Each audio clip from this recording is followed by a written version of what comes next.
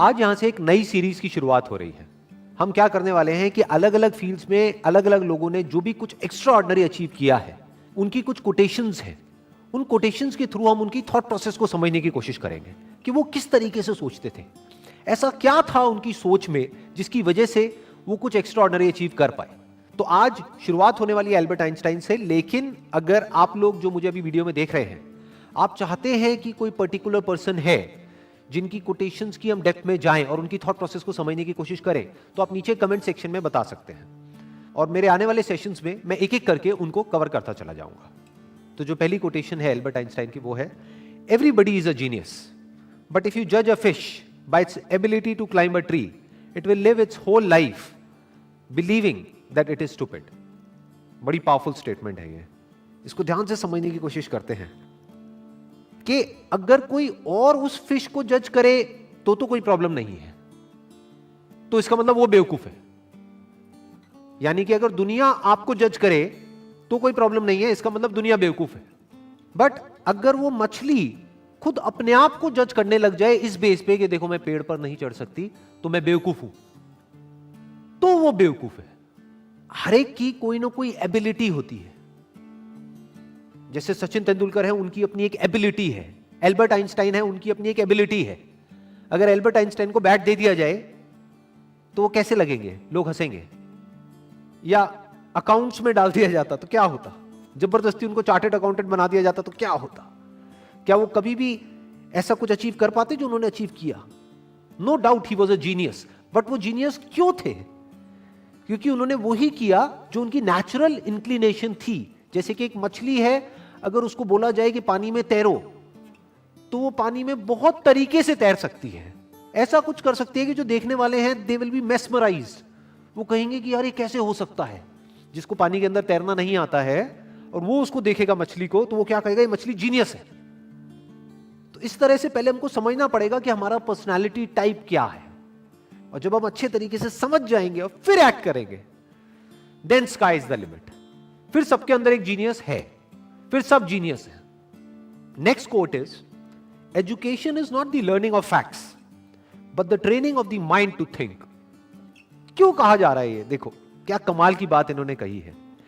बल्कि जिस वक्त इन्होंने कही थी उस वक्त कंप्यूटर्स इतने ज्यादा डेवलप नहीं हुए थे, इंटरनेट इतना ज्यादा पेनिट्रेट नहीं हुआ था, फिर भी वो देख पा रहे थे कि फ्यूचर में क्या होने वाला है। उसके बेस पर ये स्टेटमेंट उन्होंने दी है। क्यों एजुकेशन में लर्निंग ऑफ फैक्ट्स इंपॉर्टेंट नहीं है? क्योंकि आज की डेट में अगर बात करी जाए तो जो फैक्ट्स हैं या जो नॉलेज है वो तो एक क्लिक ऑफ बटन पे अवेलेबल है। मतलब अगर एजुकेशन का मतलब यही है कि स्कूल जाओ, कॉलेज जाओ और जो बुक्स में लिखा है उसको रट लो और अपने यहां पर फीड कर लो, तो इसकी जरूरत क्या है? वो तो ऑलरेडी मोबाइल में है। जो बुक्स में लिखा है अगर उसको आपने रट भी लिया और यहां पर फीड भी कर लिया, तो अगर उसको रिट्रीव करना है तो कैसे करोगे? अपने आप से एक क्वेश्चन पूछना पड़ेगा, तभी तो वो याद आएगा और आप बोल दोगे। बट यही काम अब अगर क्वेश्चन पूछ करके ही आंसर आना है, तो वो क्वेश्चन तो आप यहां पर भी पूछ सकते हो मोबाइल में। आप इससे पूछोगे, हाँ भैया बताओ ये क्या है, वो क्या है, इस क्वेश्चन का आंसर क्या है, तो ये मोबाइल ही दे देगा ना आपको आंसर। और जितनी मेमोरी इसके अंदर फीडेड है, जितनी नॉलेज एक मोबाइल के अंदर फीडेड है, जितनी नॉलेज गूगल में फीडेड है, क्या उतनी नॉलेज हम अपनी ब्रेन में फीड कर सकते हैं?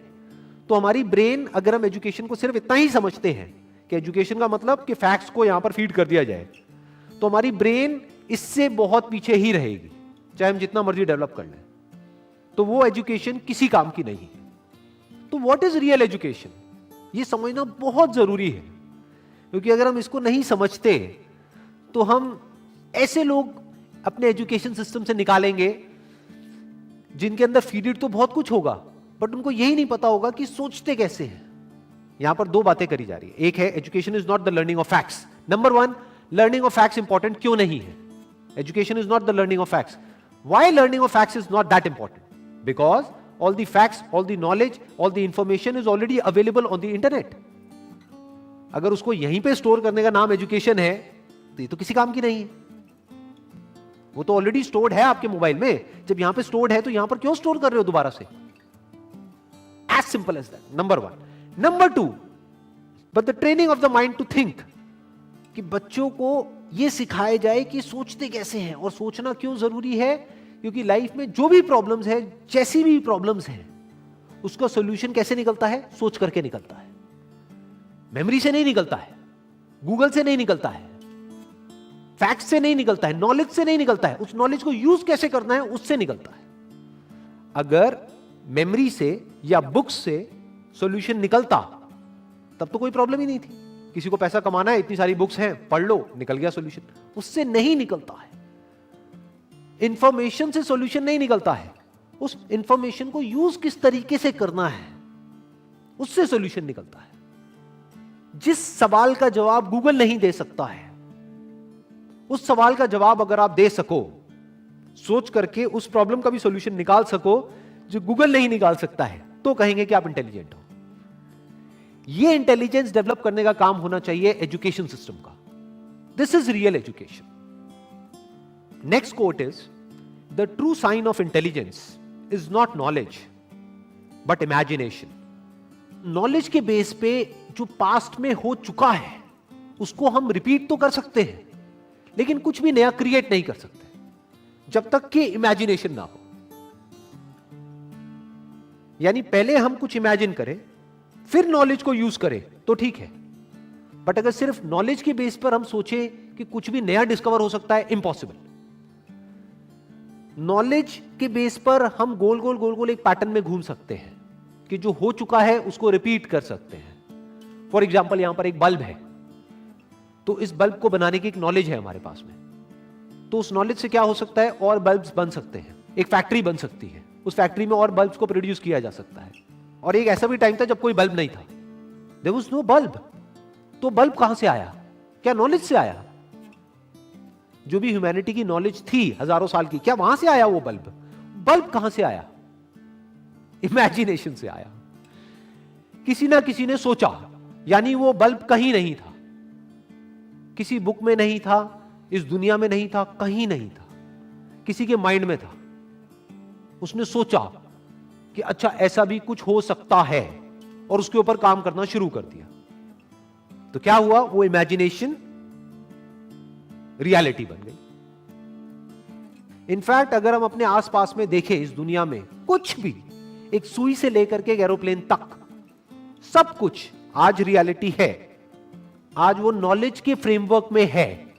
आज हमारे पास में नॉलेज है कि सुई कैसे बनानी है, एरोप्लेन कैसे बनाना है। We have knowledge of producing it, we have knowledge of running it, we have knowledge of creating it. But एक टाइम पे वो सब क्या था? वो इमेजिनेशन था, सब इमेजिनेशन था। जब इमेजिनेशन रियलिटी में कन्वर्ट हो जाती है तो वो नॉलेज हो जाती है, फिर उसको रिपीट किया जा सकता है। तो दैट इज कन्वीनियंट, बट वहां पर कुछ भी नया डिस्कवर नहीं हो सकता है। कुछ भी नया डिस्कवर करना है तो यू नीड इमेजिनेशन। जैसे एक तरफ से व्हील डिस्कवर हो गया, एक तरफ से लगेज डिस्कवर हो गया, अब यहां पर इमेजिनेशन की जरूरत है। क्या लगेज उठाने में दिक्कत आ रही है? व्हील है, व्हील लेकिन बड़ा है, तो अगर इस व्हील को छोटा कर दिया जाए और उस लगेज के नीचे फिट कर दिया जाए तो क्या होगा? ये इमेजिनेशन है। This is the difference between imagination and reality. यानी कि अगर इसको हम अपनी लाइफ से रिलेट करें तो जो भी हमारी जो करंट सिचुएशन है या जो भी कुछ आज तक हमारे साथ में हुआ है, वो सब क्या है? नॉलेज है, फैक्ट्स है। हो सकता है वो फैक्ट्स या जो हमारी रियलिटी है वो ये कह रही है कि हम लाइफ में कुछ कर ही नहीं सकते, बट इमेजिनेशन यहां पर क्या कर सकती है? इमेजिनेशन यहां पर अगर हमारे अंदर है तो हम इमेजिन कर सकते हैं कि फ्यूचर में इस रियलिटी को बदला जा सकता है। हम अपने लिए एक नया फ्यूचर इमेजिन कर सकते हैं based upon the resources that we have, based upon the knowledge that we have. उस नॉलेज को, उस इंफॉर्मेशन को, उन रिसोर्सेज को यूज करके हम अपनी इमेजिनेशन को सच कर सकते हैं। तो इसलिए कहा जा रहा है कि इमेजिनेशन इज रियल इंटेलिजेंस, क्योंकि नॉलेज को तो एक रोबोट भी रिपीट कर सकता है। तो रोबोट को हम आर्टिफिशियल इंटेलिजेंस तो कह सकते हैं, रियल इंटेलिजेंस नहीं कह सकते। यानी कि कोई प्रोडक्ट है वो बनाना है तो वो तो मशीन्स भी क्रिएट कर सकती है और करती ही है। एक रोबोट भी बना सकता है, लेकिन कुछ ऐसा है जो रोबोट नहीं कर सकता, जो हम ही कर सकते हैं। That is real intelligence, that is human intelligence. तो ये कुछ कोटेशंस थी एल्बर्ट आइंस्टाइन की, जिसको आज हमने डीपली समझने की कोशिश करी है। अगर इसके अलावा आप चाहते हैं कि कोई और पर्सन भी है जिन्होंने कुछ एक्स्ट्राऑर्डिनरी अचीव किया है किसी भी फील्ड में, और उनकी भी कोटेशंस की हम डेप्थ में जाएं, तो आप नीचे कमेंट सेक्शन में बता सकते हैं। तो मेरे आने वाले सेशंस में मैं एक एक करके उनको कवर करता चला जाऊंगा। Wish you all the very best. Thank you so much.